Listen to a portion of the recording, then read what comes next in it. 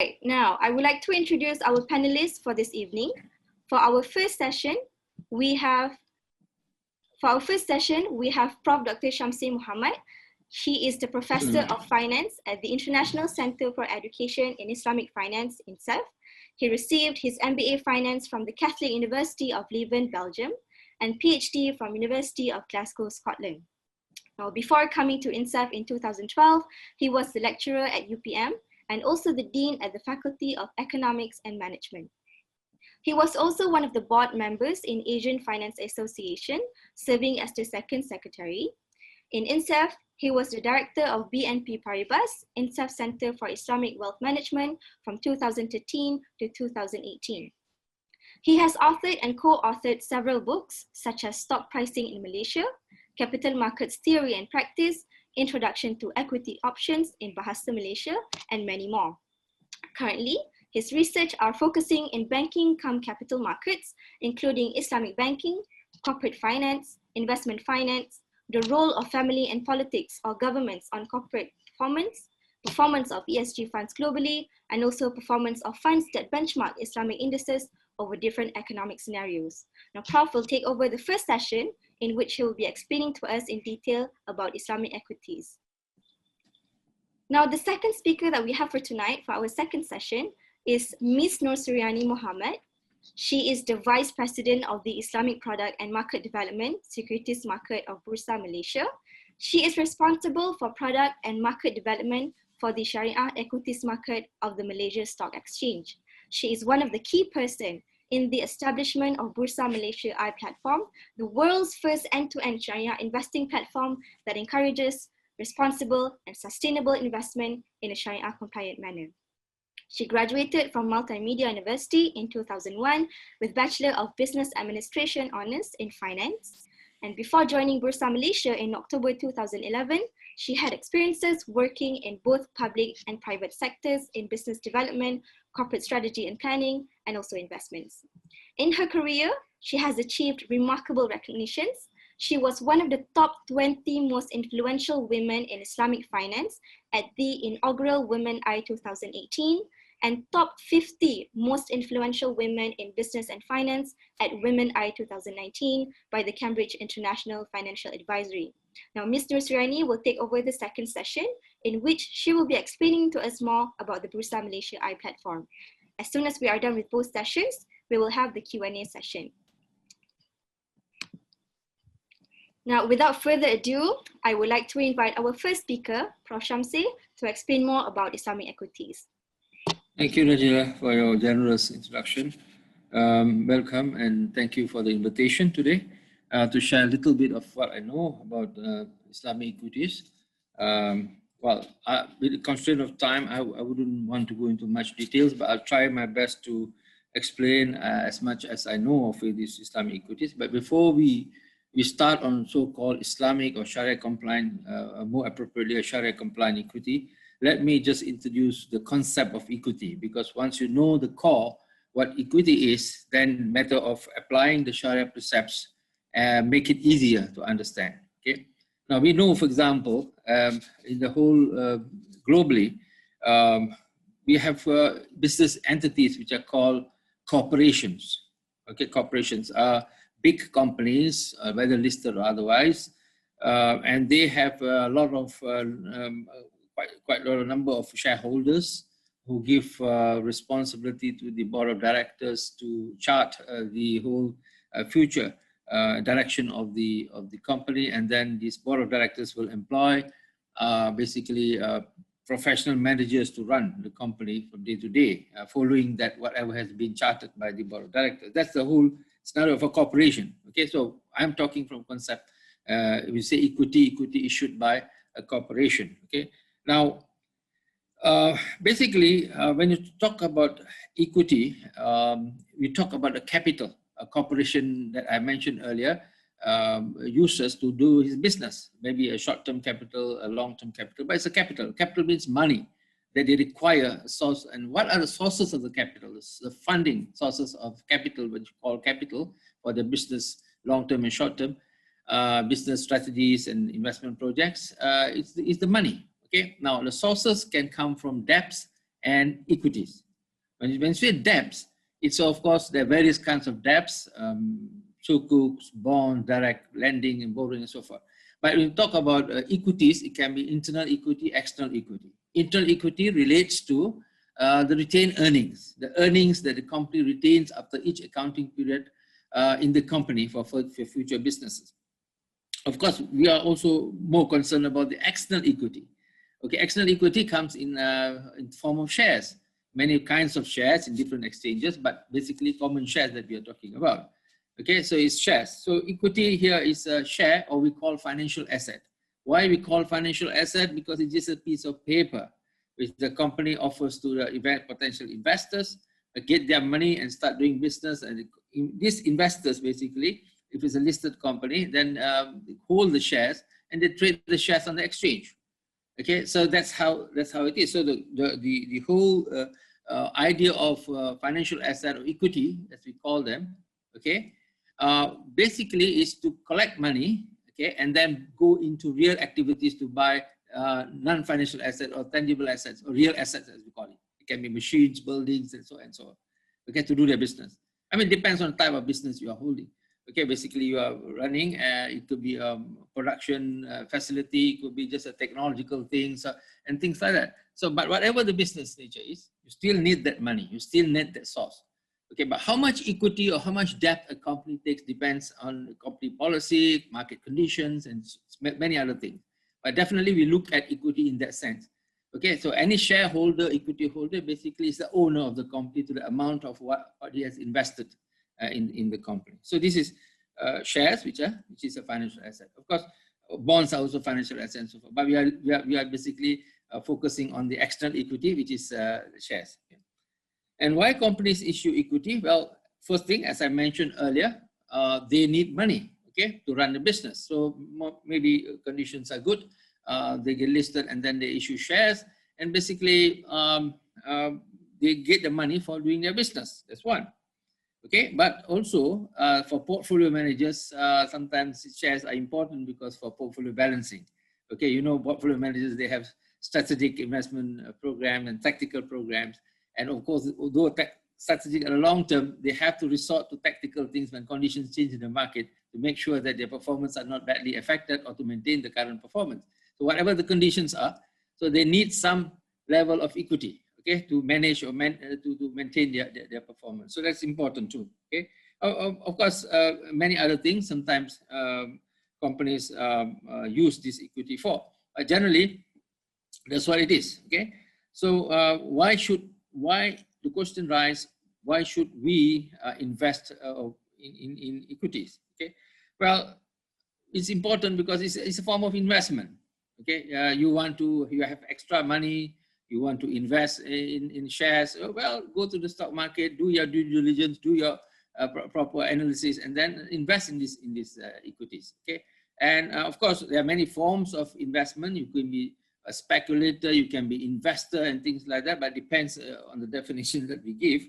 Okay, generally, basically, equities are also important as a financial barometer, because once your shares are listed, okay, they reflect the financial performance of the company, the expected performance of the company. If the company is doing good or expected to do good, the share price will go up because there will be demand for the shares. You must remember, every one time when the company issues shares, the amount of shares floated in the company is in the market is limited.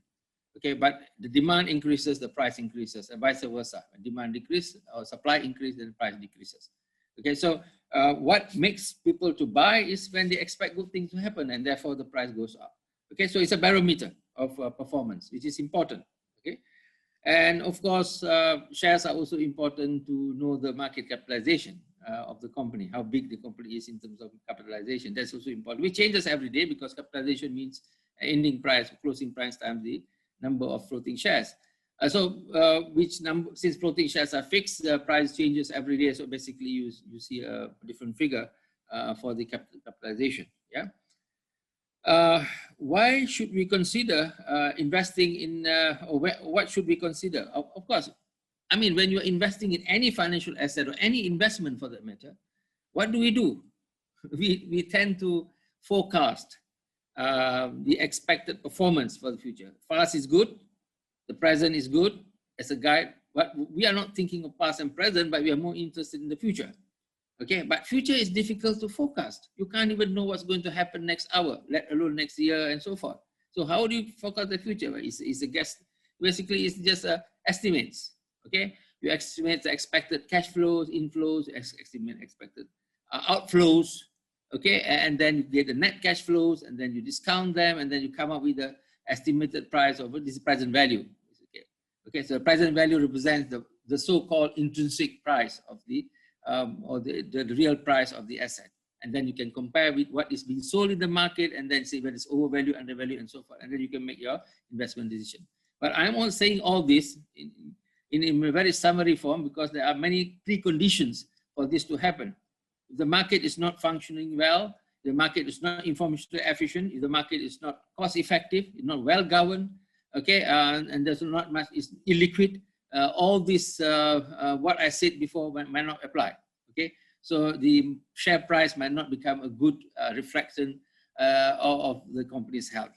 There must be preconditions, okay? Of course, you need more details on that, but that's what we do, okay? We have to estimate both risk and return, expected cash flows and risk, and then make some estimations, okay? Now, the question is, of course, Mr. Rani will talk about more about the II market, but we are interested to look at having known this is equity, having known this is shares, these are the shares that we normally have.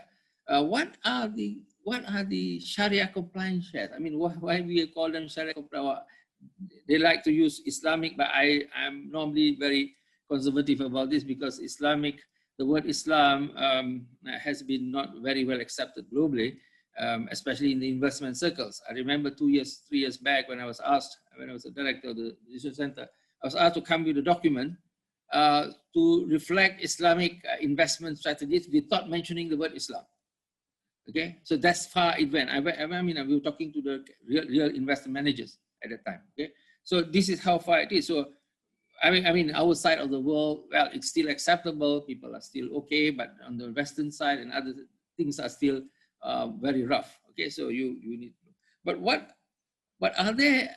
What we mean by Sharia compliant is basically just another stock, another share, just like any other share. We value it the same way, except that these shares that we call is Sharia compliant has to go through some screening processes to make sure that the shares and the businesses they are in and the processes they go through are basically in line or consistent or compliance with the Sharia precepts of our Sharia requirements. Of course, we have mechanisms that are put in place, Sharia boards, Sharia committees, okay, to make sure that all that we can do, we do, okay, because you must remember we are in a conventional ecosystem, okay, so we can't expect 100% compliance. It's quite going to be impossible unless you have the whole ecosystem as Sharia compliant, okay. So we have to manage ourselves through this whole conventional ecosystem, okay, and do our very best to come. In fact, Bursa has done so well in actually helping investors in identifying and helping them in the trade platform, okay, in these shares, which is basically a very noble thing to do and satisfies a lot of people who are very religious conscious, who want to have Sharia compliant income.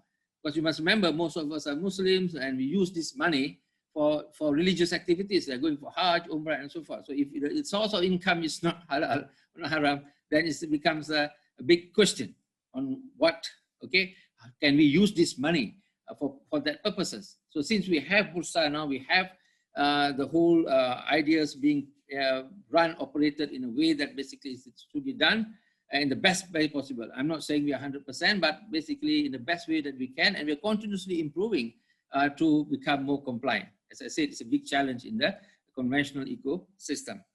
Okay, of course, the extra risks that these shares face, beside the business risk, financial risk, and so forth, is the compliance risk. Okay, how far there's a compliance. So that's why there's a committee, there's a screening process that helps us to go navigate this so-called Islamic equities in a proper way. Okay, possible. Of course, we have Sharia boards who are basically whose members are they are qualified both in fiqh, muamalat, and also finance and other business related subjects, and therefore, and we have the whole lot of them who are very qualified to do the necessary. But my only concern is after so many years of research is sometimes there is a conflicts of interest within the company, for example, among the management and the Sharia boards. Okay, sometimes it's not very healthy to mention, but things can go really not in the way we expect to go. But otherwise, I think in general, things are moving in the right direction. Definitely they are. And I hope for the better. Okay. Now, I have mentioned that this equities refers to stocks or shares, basically. And what do we do? So people who invest into these shares of so-called iShares or Islamic shares or Sharia-compliant shares, whichever way you want to name them, normally expect that the money that collected by the company goes into not financial assets trading, but also basically the real activities. Okay, and the reward, of course, dividends based on that income from that real activities. There's even common shares, which are non-Islamic, also same thing. Except they can go into more financial types of investments, but we cannot. We need real economic activities to comply with. Okay, of course, by having iShares also makes us very famous, because there's a lot of Middle Eastern countries which are looking for investment of this kind. There are a lot of funds in the world which basically looks for investment of this kind. Okay, so they have this platform here, they have this avenue here in Malaysia, for example, to invest and come and use their money and invest in Malaysia, and that's, therefore we can attract quite a bit of capital, okay, in a big way, and also make us known. We are already known globally for our banking, for our Sukuk, and so forth. Now shares, iShares. Okay, so that basically we are, alhamdulillah, leading a good way forward still as a global center for Islamic finance. Most other countries are trying well, but they do not have the kind of infrastructure that we have. Okay, we have developed infrastructure very well right from the 1980s when the first banks were introduced, and now we have developed the infrastructure for other investments in Sharia-compliant investments like Sukuk and other insurances and so forth. Okay, so we stand very well. And of course, Islamic equities, as you know, in the markets, basically, they kind of, when a company gets involved in this kind of businesses, real businesses, as I said, it's very difficult to navigate through completely 100% to be compliant, okay, though we wish to be. Okay, so there are what I call processes.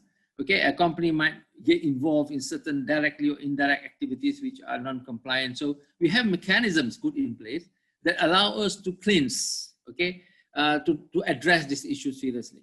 Of course, if the company does something very serious, then of course we might want to take them out of the list. But otherwise, we normally do reprimanding and make the changes necessary to keep within a certain threshold. And of course, as SAC, the Sharia Advisory Council of the Securities Commission, has come up with some good benchmarks to show what are the thresholds that we should follow. Of course, people debate on these thresholds. Why are these thresholds? Why 33%? Why 25%? Why 10%? Well, these are benchmarks that I suppose that we put in place depending on the market conditions that we have, depending on the kind of climate or ecosystem that we have. But we can always improve. As I said, it's difficult to zero-rise everything, okay? But we can improve over time to see how things move, okay? Well, whatever it is, the Islamic, of course, the stock exchange do, okay, revise the list frequently, twice a year at least, okay, to make sure that things are on track. Okay, they will look through their financial reports and also surveys, and to make sure that whatever being done, reported, is in line with Sharia. If not, to what extent is it within the threshold? If not, what should we do? For example. They have to take a quick action. You know, because even indices, for example, index that normally invest into these stocks, so they are also very concerned about this, because a lot of fund managers also use this Sharia-based index as part of the benchmarking for investments. Okay? So all has to be done properly. Now, the Sharia screening process, I'm sure Ms. Rani will do better than me in terms of the whole details of it, but it's basically a process where they look at filters. Okay, they filter the companies based on two screens, the business screens in terms of what is the major core business of the company, what the major earning source of the company. Okay, all must be Sharia compliant. If not, to what extent it is. Okay, can we just accept that? If not, then they have to do something. Of course, the other one is financial screening.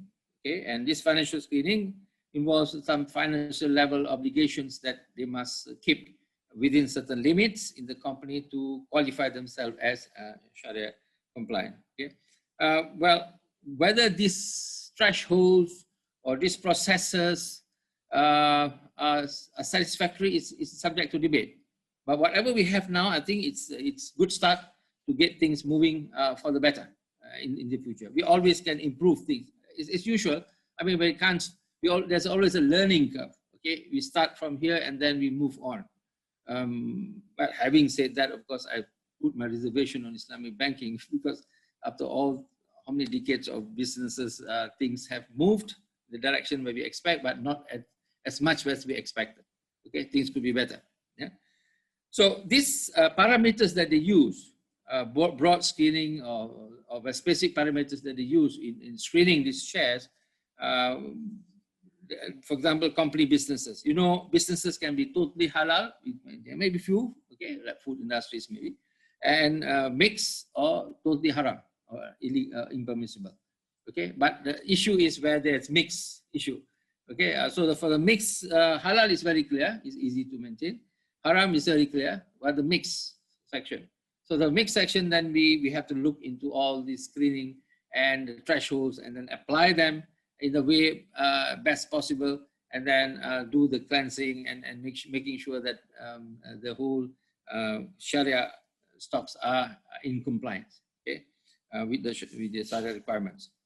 Of course, basically, there are also, I believe there are also non-qualitative attributes which might not be able to be directly screened, okay, by these mechanisms that we put in place. For example, in terms of attributes, the processes, are they complex? For example, treatments of employees, are they justifying whether there is any form of injustice?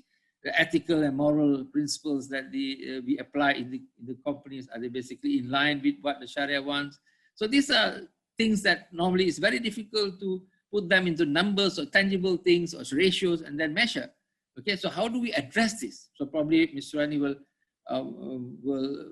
can later on address this in the saying that how do we screen that? For example, we have now currently acceptable involvement for 5% benchmark of income based on riba, 10% based on income on prohibited elements for the sake of balwa, maslaha. Well, sometimes it's very easy to use these concepts, but there must be preconditions even when you want to apply this maslaha and balwa. There are conditions that for which we, of course, the Sharia board will do the necessary to make sure that these concepts are properly applied under certain acceptable conditions. And then you also have 20% benchmark on income for rental or properties that are doing non-compliant business, and also generally permissible activities, okay? But because of in the interest of the public, not to disrupt the whole system that's ongoing, we accept that practice, and then we try to, as much as possible to clean it as the things go. Okay, so there is a whole process. Of course, being in this area for quite, I know it's a very tough thing. Although from outside, mostly the market participants might look at it in a very simple way, saying that you can do this, you can do that. Yes, we can, but sometimes, as I said, working through a conventional ecosystems is quite challenging. Okay, you want to do it, but then you are not being able to do it. There are regulatory, we have regulatory infrastructure, we have everything, but yet beside all that we have, you still get involved in certain issues sometimes which are debatable, which are, because in Islam there are four schools of thought, and then different schools of thought have different views on the similar problems. Okay, so that's why, for example, our Sukuk, okay, are not accepted in other countries because we guarantee capital, we guarantee profit, that kind of stuff. But whatever it is, okay, we are doing our best within what we believe to be true, and we are doing well. Okay, so in the Bursa, of course, we have a lot of indices that investors can look into for your investment performance, okay, and do the necessary due diligence before they do the investments. Okay, but I would advise for investors who wants to invest in whether in conventional or in Shariah-compliant securities, if you are not very familiar with these things, get professional help. I mean, there are funds that you can invest into in a small way, and the funds will do the necessary for you. Okay, so having this Bursa Malaysia, I think is an excellent thing that will help you to invest in a way that you like to invest, to clear your conscience of non-permissibility and so forth.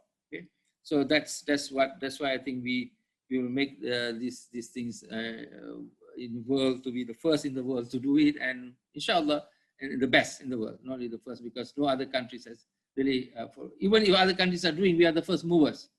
So if you don't sit on our laurels and we keep on improving things, we keep on developing things and making sure that things are advanced and follow whatever the global needs are, and I think we will be very far ahead of others, as in other Islamic investments in the country. So I rest my case now. Just leave it. I have nothing to say. All right, thank you so much, Prof. Shamsi, for the very clear explanation. Right, now we would like to move on to the second session regarding the Bursa Malaysia platform. I would like to invite Ms. Nusrani to take over the second session, please. Assalamualaikum and good evening to all. I will start with an overview of the Malaysian Islamic capital market.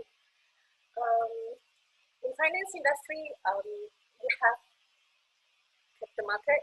Similarly, in Islamic finance industry, we have Islamic capital market. So this is where Bursa Malaysia plays its role through this Shariah equity market. As at end 31st August 2020, the size of Malaysia's Islamic capital market is about 2.2 trillion, which is around 66% of total capital market size of around 3.2 trillion ringgit Malaysia. So the Islamic capital market consists of the equities market, the fixed income, and also the fund side. Yeah. So basically, if you can see the screen, the Shariah equities market consists of 71% of the overall equities market. The fixed income is actually dominated by Sukuk market of around 63%, whereas the fund is still actually dominated by conventional AUM or asset under management through our fund managers. Okay, Bursa Malaysia as a whole, Bursa Malaysia is an exchange holding company incorporated in 1976, and it's actually also listed on the exchange since 2005. It has grown to be one of the largest bourse in ASEAN today. So Bursa Malaysia operates and regulates a fully integrated exchange offering comprehensive range of exchange-related services. So we have a few markets here. If you can see the screen, we have a securities market. There's a main market, three markets at the moment. We have main market, is and also lead. Yeah, lead market is actually offered to sophisticated and institutional, whereas the retail investors actually can invest in the stocks and also other securities listed on the main and also this market. And we have Islamic market. So Islamic market actually consists of two parts. One is actually Bursa Malaysia I. So if you can see the numbers on the screen, 708, 740, 684, and also another 4 associated fund bonds and Sukuk. Those are actually listed on the main and also list, and as well as lead market. It's just that we segregated in terms of the Shariah compliance products that we offer to the retail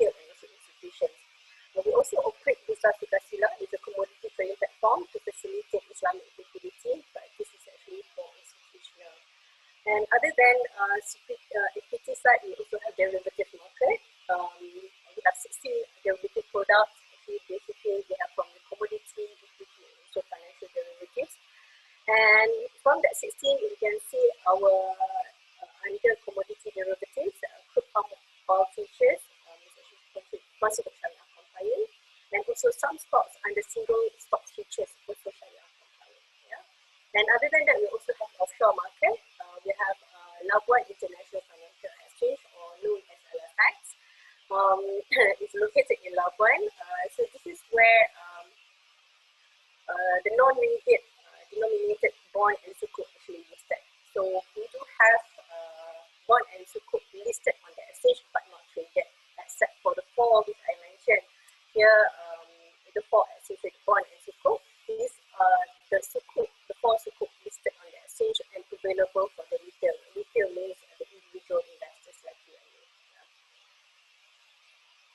I will introduce you to the Shariah-compliant equity market instruments that consist of iStocks, exchange traded funds, real estate investment trusts, as well as exchange traded bonds and sukuk. Okay. Currently, we have around, it's a huge number. We have around 714 stocks actually, which are Shariah-compliant. We have 6 out of 20 exchange traded fund or ETF which are Shariah-compliant. We also have 4 real estate investment trusts or REITs, I-REITs, out of 18 which are Shariah-compliant, and 4 of our ETBS, or we call it retail sukuk, all are Shariah-compliant. And these are the list of Shariah-compliant securities that are listed on the main base and included market, and these are the list of the ETFs which actually I think will be shared on Bursa Academy website later on, which you can actually, we will share and you can actually extract from that. And also the 4 Shariah indices which have been mentioned by Prof. Shamsi just now. Okay, the huge number of Shariah-compliant securities traded on the exchange which I mentioned just now has contributed to the performance and growth of the Shariah market capitalization, and also the Shariah average daily trading value. So in terms of market capitalization, Shariah market capitalization has grown more than 40% over the last, say, about 10 years. Yeah? So this has actually contributed to the size of the Shariah securities listed on the exchange. Same goes with the average daily trading value. In terms of Shariah equities, it's actually calculated based on the average daily trading value every day. So it's accounted for, I think, around 77% of the overall average daily trading value every day. So it's grown more than 200% for the last 10 years. So can you imagine how big actually our Shariah equities so far for the past 10 years?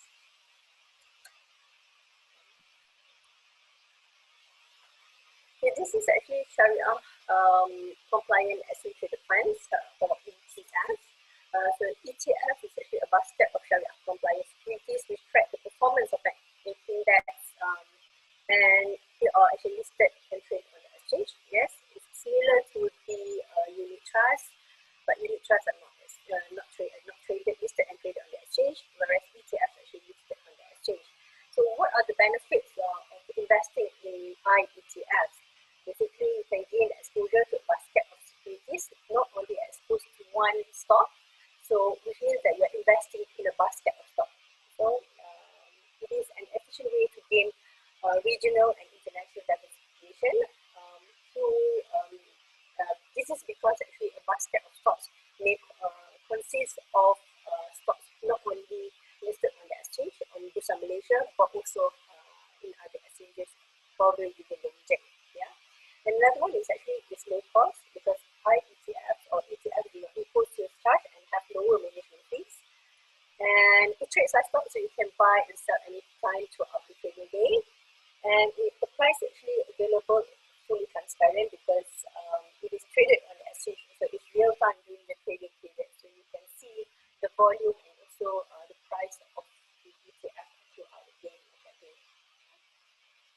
And another one that I want to introduce is actually IREITs, or Shariah-compliant Real Estate Investment Trust. So IREITs, basically real estate and property is a key asset class in an investment portfolio for everyone. So investor may invest in property stocks or physical or landed property to get exposure in the real estate sector. But you have another option, which is by investing through IREITs, by paying only a fraction of the real estate prices. So in other words, IREITs provide a way to invest in quality, large-scale commercial real estate without having to buy the properties or physical properties directly. So IREITs also typically offer you a stable income stream and attractive distribution yield. And then it's liquid because you can actually convert it to cash because they are traded on the exchange. And like I mentioned, it tends to pay out steady incomes because the incomes actually derive from the existing rents paid by the tenants who occupy the IREITs properties. Yeah. And another one is actually exchange traded bond and Sukuk. Why we actually Bursa Malaysia introduced this exchange traded bonds and Sukuk or ETBS, other than equity, this is actually a fixed income product. So the fixed income is also a form of securities that are listed and traded on the exchange. So we make Sukuk actually traded on the exchange and available for the retail participation. And because all these bond and Sukuk actually invested and traded on the over the counter, and the volume is actually, or the price of the Sukuk or bond is actually expensive, so it's not available to the retail. So that's why we make it available to the retail so that they can actually participate and invest in the fixed income securities. So currently there are only 4 ETBS actually listed on the exchange. 3 out of those actually, for your information, Dana Infra and National Berhad, they actually the financier for the MRT project. So those actually invest in ETBS, basically actually investing in the MRT project. Yeah. So another one is Sukuk Berhad. This is actually issued by Khazanah. So this is actually based on the SRI Sukuk framework issued by the Securities Commission. And all these actually products which are Sharia compliant, they have been screened by Sharia Advisory Council of Securities Commission using their Sharia screening methodology, which actually being explained by Prof. Shamsin just now. May, sorry to interrupt, but somehow we cannot hear you clearly. Perhaps you can be closer to your laptop or desktop, perhaps. Can you hear me clearly now? But still, kind of like, it seems like you're kind of far away from the audio. This is actually 100% volume. Okay. Other than that, I would wish to actually introduce this is actually FTSE for Good Bursa Malaysia ESG Index. Yeah. So this ESG Index has been launched since December 2014. This is actually Bursa Malaysia's effort to support ESG investing and also ESG practices among the companies. And as you know, about 51 out of 73 companies, they are the constituents of the FTSE for Good Bursa Malaysia Index. They are also Sharia compliant, which means these 51 companies are both ESG and Sharia compliant. Yeah. Why? This is because Malaysia has successfully positioned itself as a leader in both Islamic finance and sustainable investing.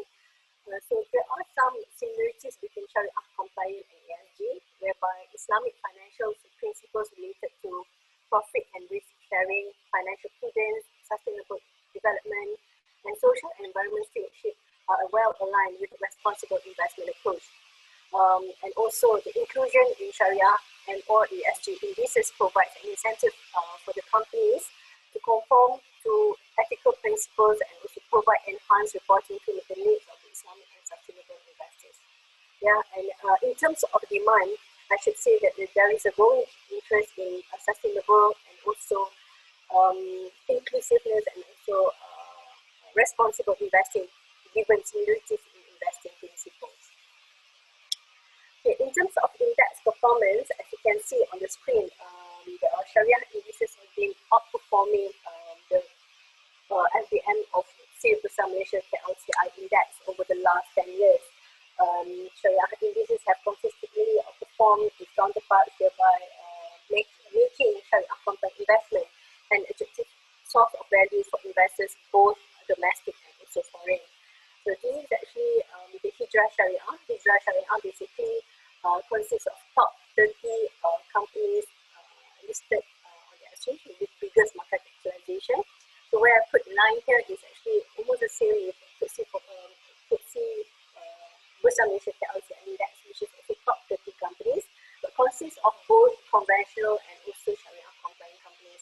But you can see in terms of performance, the Shariah-compliant companies actually perform the conventional ones. Yeah?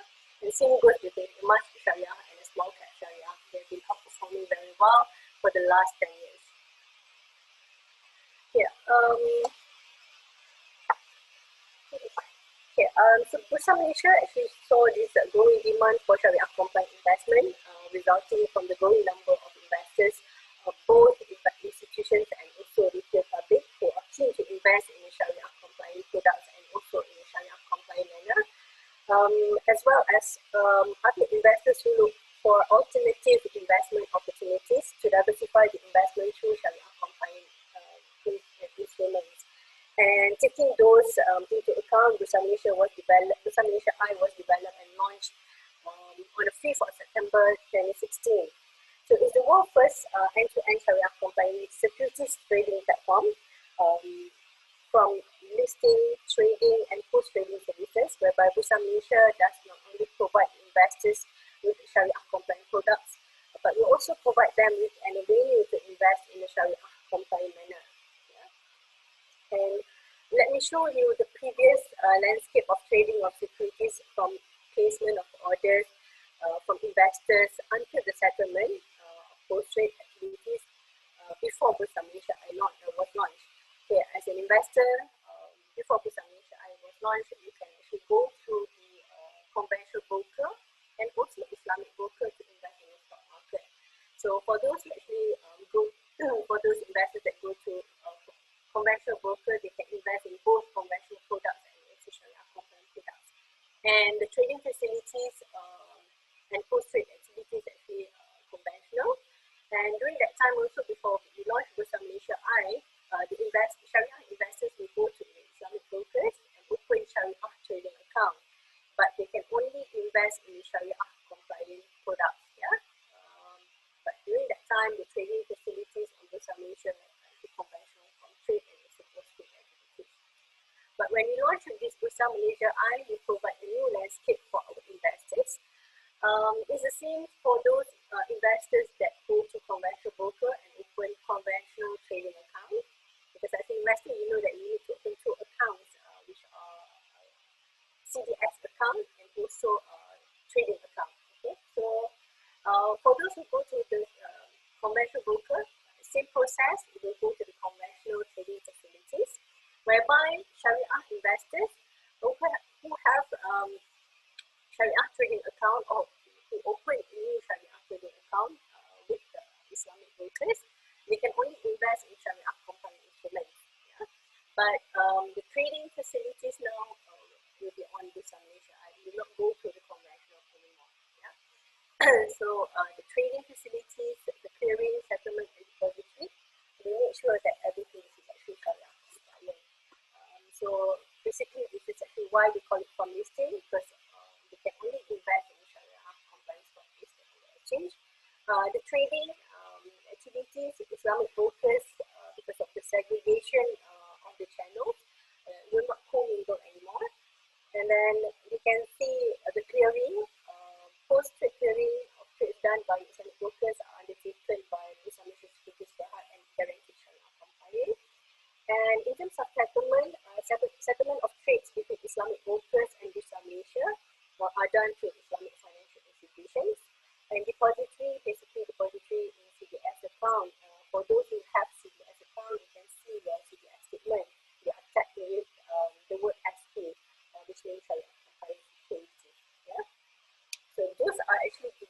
differences between the trading facilities on Bursa Malaysia, on conventional platform, versus on the trading facilities on Bursa Malaysia platform. So in this Bursa Malaysia platform, we provide a whole new platform to all investors that want to take 100% Shariah-compliant stocks, and also in a Shariah-compliant manner. Or in other words, actually it's a holistic approach in Shariah investment.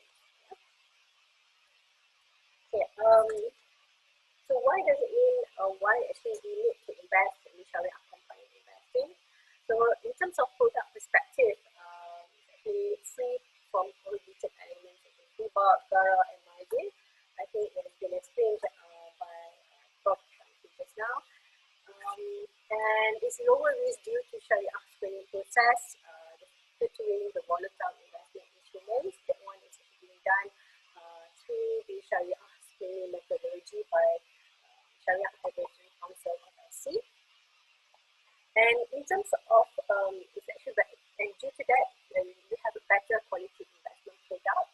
And Shariah-compliant companies are fundamentally strong as it maintains stability or by removing businesses based on speculative ends.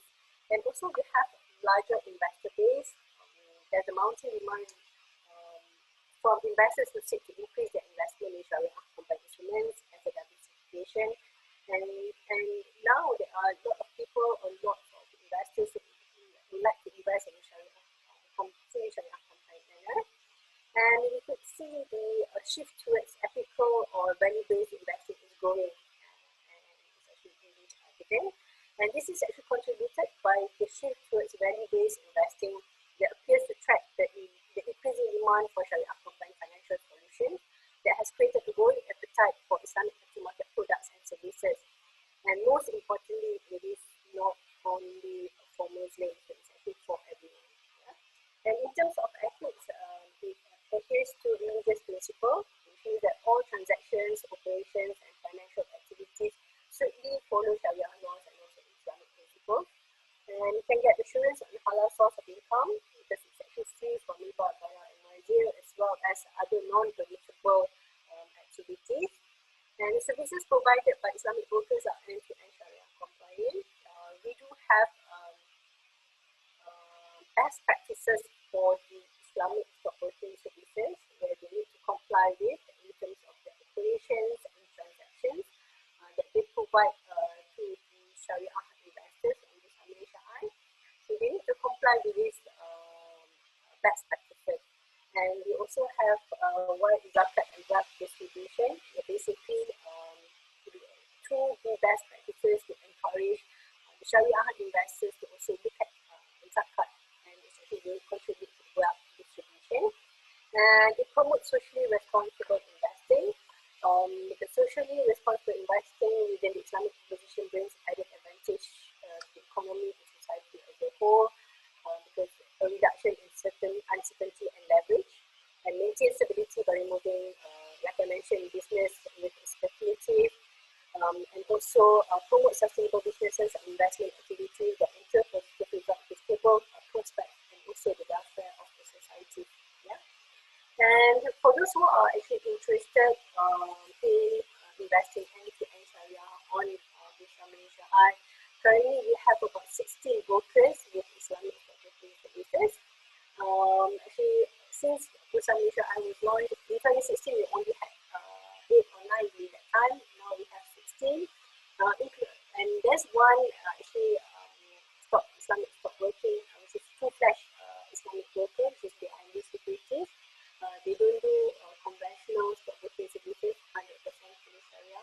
The rest they have both conventional and also Islamic. That's why they are called brokers with Islamic window. Yeah? So we have 16 at the moment that we can go to open Sharia trading account and also CDS account for those who have not. Yeah?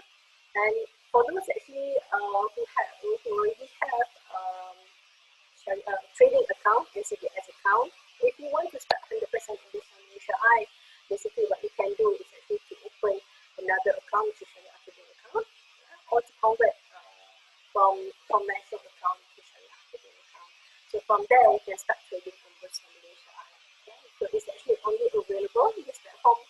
Bursa Malaysia IM platform is only available at the Islamic Equities, yeah, the 16 which I mentioned just now. Okay. I think that's all for me on the Bursa Malaysia IM Shariah-compliant platform. And I think the practice of Sharia investing is not and should not be exclusive to Muslims and only reference to specific religion. I think it should be for everyone. Yeah. All right, thank you so much, Ms. Nusrani, for the presentation earlier.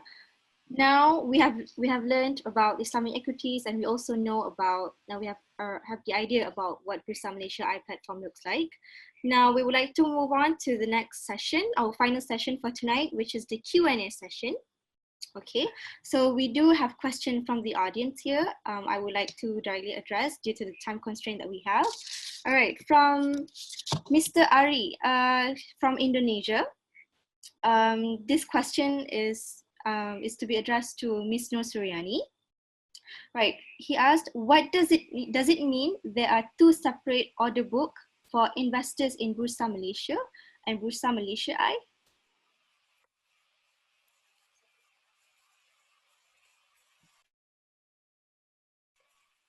Sorry, two separate order books.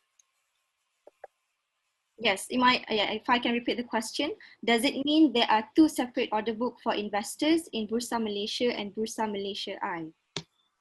Example here, okay, let's say if you have, because basically, as an investor, you go to the one broker, basically you only have one CDS account. I think unlike in Indonesia, one account actually tagged to one CDS account. In Malaysia, with one broker, you can only have one CDS account. Yeah, so that's the difference between Malaysia and Indonesia at the moment. Okay, so when you actually go and trade, let's say you have a Shariah trading account, tagged to your CDS account. So when you trade or you buy Shariah compliant, let's say you buy one stock which is Shariah compliant because it's actually true Shariah trading account. So when you buy, it will be fully on Shariah on Bursa Malaysia I. Let's say if you go to the broker which provide you with both Islamic and also conventional, you may have Shariah trading account or you may have conventional trading account. But if you buy Shariah trading account, definitely it will go through your Shariah trading account. If you buy conventional, it will not go through your Shariah trading account. So you need to the order must go through the conventional trading account since it's actually the product is a conventional account, a conventional product. Yeah. So basically it goes by the type of account that you have. So the difference between Malaysia and Indonesia, because of Indonesia, you do have one account, trading account that is tagged to one CDS account. Unlike in Malaysia, you can have multiple trading account with one CDS account with one broker. So that's the difference. All right, thank you, Mr. Ari, for the question, and thank you, Ms. Nusrani, for the answer. All right, if you have any questions, please ask in the chat box in the Zoom platform here. We are not going to allow any audio. We just allow through the chat box. Okay, so if you would like to ask any questions, please mention your name, where are you from, what is the question, and who would you like to address the question to. Now, we have another question here, but unfortunately, he didn't mention who is this question be addressed to. But if I may ask, if one is looking to tokenize an equity that is governed by Sharia law in Malaysia, who needs to be involved? Who needs to sign off, and what are the key processes needed to be Sharia compliant? This is Beatrice Callaghan from Digital Asset. I think this question is to Ms. Nur Suryani. Okay. Or perhaps Prof. Shamsi can. All right, I can give a general overview of what being asked. Of course, when you have equity, basically governed by Sharia law, which means that the equity is basically being screened based on certain screens that I mentioned earlier, and try to maintain that security to make sure that it follows through all the screen all the time. Okay, whenever it deviates from those screens of certain thresholds that we have benchmarked, and they have to be addressed and corrected. And we have Sharia boards or Sharia committees Of course, the SAC of the Security Commission has put the benchmarks, but each company has its own Sharia board or committee that will ensure that this process is done properly within that firm. Okay, and we can trust them because these are people who are trustworthy and who are qualified to ensure that whatever being regulated or whatever being screened is proper. Yeah. So I think that should answer the question. Again, these are the guys who will sign off. Okay. All right. Thank you, Prof. Shamsi. Okay, moving on to the next question from the audience. This is from Mr. Lotfi. Does the investor get any Sharia training? And to what extent is the stocks and bonds are 100% Islamic compliant? Mr. Lotfi, who would you like to address this question to? Well, I can mention it. Basically, as I mentioned in my earlier talk, it's almost impossible, okay, to find. There are stocks which are, for example, in halal food business. Of course, there are, but it's not possible to have every stock bond to be 100% compliant. As I mentioned, there are three categories: either you are totally impermissible, which is clearly not, we cannot invest in those. They are totally permissible, where there are certain industries, textile industries, pharmaceutical industries, food industries, which are halal and comply with the requirements. We still can go for those kind of stocks, but there are stocks which has both. Okay, elements sometimes both of conventional and I mean non-Sharia compliant, Sharia compliant. But that's where we need our screening process and mechanism to be put in place to ensure that we do our best to minimize this compliance risk. That's the best we could do. But we can't have 100% of everything. As I mentioned earlier, our ecosystem is basically conventional. So it's not possible. Yeah. All right, thank you, Prof. Perhaps the same question we can also ask to Ms. Nur Suryani. Yeah, please. Yeah. Investor, normally they don't have Sharia training. They don't have to go to Sharia training. Is this the selection of stocks? And maybe this is actually the awareness of a person, whether they want to invest in a Sharia compliant manner. So basically, they don't have Sharia training, but we do offer Sharia investing programs in terms of how to invest, what to invest from the beginner, and also for the intermediate levels. Yeah, so you can actually go through our bursamarketplace.com or follow our social media. Actually, we do market and promote this training for the investors. So actually, you can also participate. All right, thank you. Okay, so before we perhaps can have like one or two more questions from the audience, while waiting for that, I do have a personal question. I do have a question for the panelists.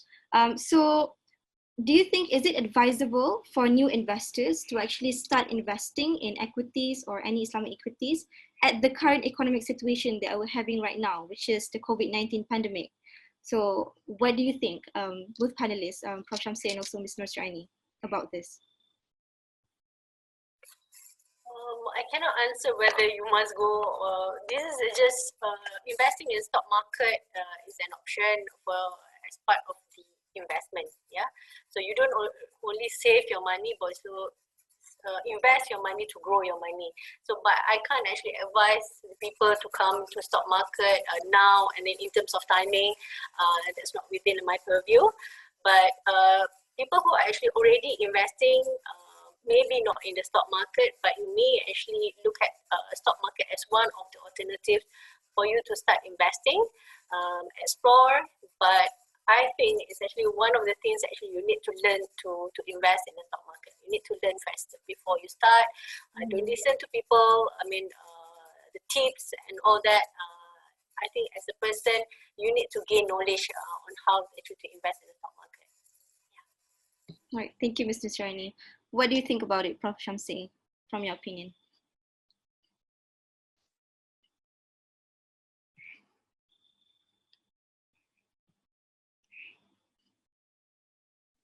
Okay, well, I'll repeat again. When we have this kind of adversities in the economy, whether pandemic or otherwise, all assets will be affected. Okay, businesses will be slowed down, and therefore all other prices will be down and so forth. So it's a matter of the degree. Okay, but my view is that anyone who is investing in Islamic Sharia shares should not be speculating, should be investing, which means that it should be long term. Okay, and in fact, if they have the liquidity, this is the best thing to buy and keep. This is where things are low, you buy, and then later on, I mean, every business, every economy has a cycle. A pandemic has been there for many centuries, decades, and they come and go. Okay, they come and go. In fact, this is a time of I'm not an advisor in terms of what to buy or so forth, but I can tell you basically the basic strategy is this is a time where they can prices are cheap and buy and keep. And then turn things around, which they will, inshallah, one day, it's a matter of time, and then they can make a good money out of it. But only speculators think in this form. In fact, it's a blessing to have a situation like this where, provided you have the cash and liquidity to invest into it. Okay, for those people who are, I'm talking from the Sharia perspective. Shares. Okay, that's my view on it. All right. Okay. Thank you so much, Prof. Shamsi, and also Ms. Nusraini. I think with that, thank you everyone for the questions. I hope all the questions are very well addressed. With that, we have come to the end of the event. And on behalf of the organizer, we would like to thank our amazing panelists for tonight, Prof. Shamsi and Mr. Nusraini. Thank you for spending your night with us. I would also like to thank the audience who are joining in this wonderful Friday evening. I hope the webinar has benefited us all and give us more knowledge about Sharia-compliant investment.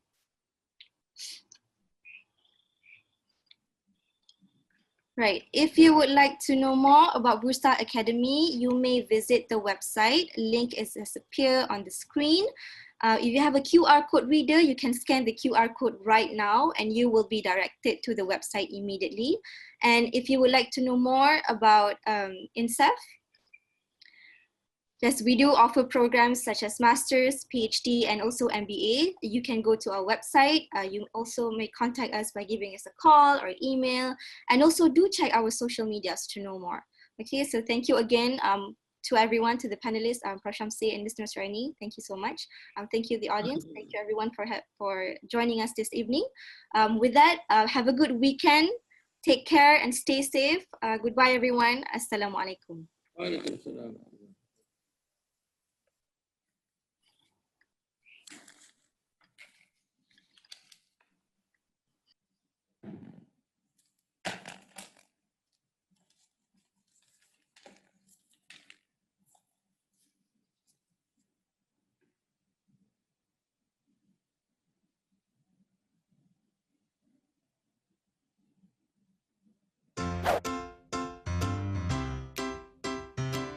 Bursa Malaysia was established in 1973 and listed in 2005.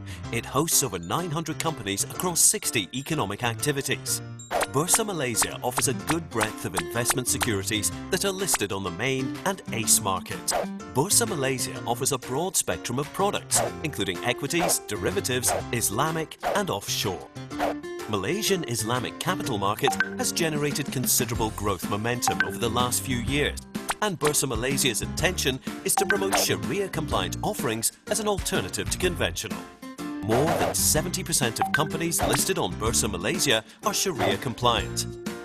These Sharia-compliant companies prohibit activities in collection of interest or riba, contractual uncertainty or gharar, gambling or maisir, and other non-permissible activities. For investors seeking Sharia-compliant products, Bursa Malaysia now brings a new and innovative platform, Bursa Malaysia I, the world's first end-to-end Sharia-compliant investing platform and a marketplace for trading of Sharia-compliant capital market investment instruments. The platform incorporates a full range of exchange-related services, including listing, trading, clearing, settlement, and depository. Through the Islamic participating organizations or Islamic brokers, investors are able to trade Sharia-compliant securities listed on the main and ACE markets on Bursa Malaysia I platform.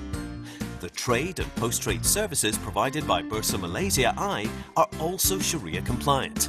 Bursa Malaysia I offers a wide range of Sharia-compliant products, including stocks or I-stocks, exchange-traded funds or I-ETFs, real estate investment trusts or I-REITs, and exchange-traded bonds and Sukuk or ETBS. With a wide range of Sharia-compliant companies listed on Bursa Malaysia, investors can now choose to invest in various types of industries such as consumer products, industrial products, trading and services, properties, technology, construction, and plantation. To start your investment in Sharia-compliant securities, call your Bursa Malaysia I Islamic Participating Organisation to open a CDS and Sharia-compliant trading account. Register and activate your Bursa Malaysia I account. Your Islamic Participating Organisation will guide you on how to conduct trading activities through Bursa Malaysia I. Trade the Bursa Malaysia I way.